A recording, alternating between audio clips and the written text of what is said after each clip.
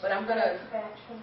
No, because I think with BP, we know, that they had to do a lot of corrective action, and they have had to manage several thousands, tens of thousands of claims against the company. And they are putting billions of dollars towards paying those claims. And I have statistics in the paper that talk about the number of claims so far and the amount of money that has gone out. But I'd like to go ahead and share the time.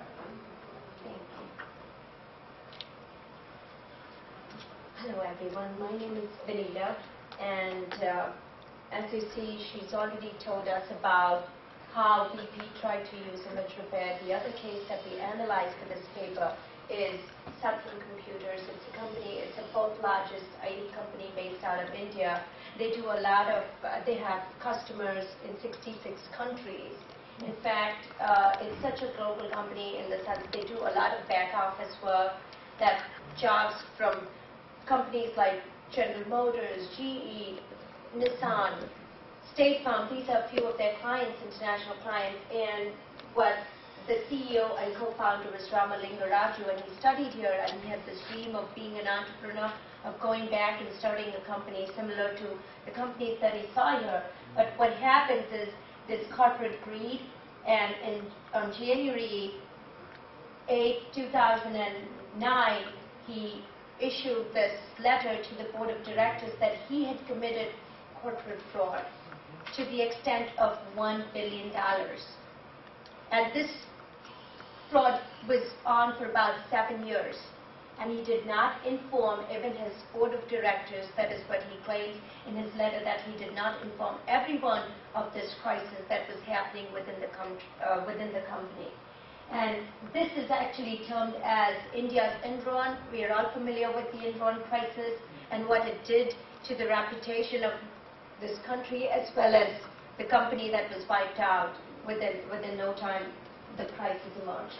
And the share value of Satyam basically dropped to 83%. And that was huge. It was discussed amongst the stakeholders, it was discussed amongst the clients, because the clients were just not local, we are talking international clients, and it was basically reflected upon the image of the country per se, especially when India was looked upon as a vendor or a partner to share this responsibility and have this trust where they can handle all these operations that they were doing. So this was basically a stigma on the image of India per se. So I'll move on to the next slide. And now what does Satyam do in terms of the crisis response? They use modification, shifting of blame, minimization, and corrective action. Now, modification, when he wrote a letter to the board of directors, in the end, he does apologize for the crisis that he put the company into. He apologized to all the people of Satyam. He calls them Satyamite, to stakeholders who have actually made this organization special and important, and he says that he requests all of them to stand by in this need of the hour, and he knows that the company would emerge out of it. So this is one modification strategy that he adopts, and he communicates through his letter to the board of directors. Then shifting the blame, as Dr. Padgett explained, this is the first strategy that organizations employ in order to save their face. So, denial. Oh, we are not part of this. Now, in the letter that Ramalinga wrote to the board of directors, he specifies to appoint Mr. Ram Mayampati as the interim CEO. Now, when he comes on board, the reporters do ask him a question as to who is responsible for this financial fraud, and he says, oh, we are not. We just simply relied on PricewaterhouseCoopers, which was then the accounting firm. Now, we all know PricewaterhouseCoopers based out of here. It's an American company that has international clients, and they were the accounting company for Satyam.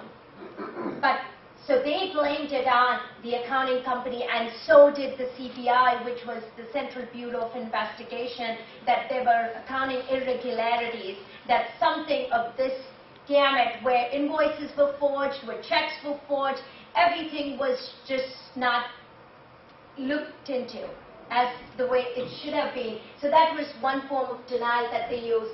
And what the lawyers for Ramalinga said that Ramalinga is not responsible and these claims are false for diversion of funds, which is something one cannot imagine. The lawyers, in fact, even denied something like this he would have ever done, in spite of Ramalinga mentioning in this letter. So that was really a strong case for denial right here, what we see. Now, minimization. Now, the reason why Satyam, the crisis really blew out because Ramalinga was running out of liquidity. He had no cash to pay his employees. So the strategy, what he took into is he was going to buy his own family's company, which was run by his son, which was Mayada Properties and Mayada's infrastructure. Now, to tell you the meaning of Satyam, which I forgot to mention, it means truth in Sanskrit. And if you look at the names Mayada's, it's backwards. It's Satyam spelled backwards. Oh, okay. Okay, and this was owned by his sons. So he thought that since the property prices and infrastructure in India right now is booming, it's an all-time high, he thought of purchasing these companies and actually adding assets to Satyam, which all this time he was showing he did not have. So what he did was when he thought of buying this, the investors hammered the stock. They were thinking that he was trying to siphon money out of Satyam to buy this, but something did not go with the Satyam belief of being an IT company. They did not, this is not in the interest of Satyam. So they really hammered the stock and they said there was no way you're going to buy this. And that is led to a crunch situation, and the employees really started figuring out and getting nervous as to what is actually happening in the company. That's when on December 31st, he issued an internal memo to emails to his employees saying that we are a company and we've won all these awards, and this is something that we're just trying to do to make sure Satyam is strong. And there's nothing beyond this. And this is another form of minimization that he uses, where he actually shies away from giving this claim that I am in this fraud that I have committed. I self-created fraud. He shies away from that responsibility. And this moves us to the next thing that he does is corrective action. Now that he's declared he doesn't have any assets, we are in a financial limbo here, we really need help. He steps down, he goes to jail. Now what happens? Now in the case of Satyam, the price is so immense because it has international clients, as I mentioned, and not just in the US but the world over. Now what do you do? Because this reflected not just one company, but all the IT companies that were doing business the world over. So you have the Indian government that steps in right away. They basically appoint a 10-member committee who are real experts in the field. And this committee takes over the day-to-day operations. You have Mayapati who rushes to the United States, gets a meeting together with all his top-notch directors here and assuring them that we are working, things are under control, and believe in us. This, of course, resulted in Satyam losing customers, but what happens is they also do find customers later on that week. Now, what the Indian government does, they totally have PricewaterhouseCoopers, they have an investigation done by the Central Bureau of Investigation as to what were the irregularities. They appoint Deloitte and KPMG to redo the books from 10 years ago. So they really had to go back and track everything. They appoint Goldman Sachs and Aventis to look for strategic investors. As I said, there was a problem with liquidity, so they really had to find a buyer or someone who could buy Satyam over. Now this again reflects back onto India's image or India's financial strategies, where it's perceived that corporate governance is really weak. We have a lot of family-owned businesses, and they basically work for their own benefits rather than.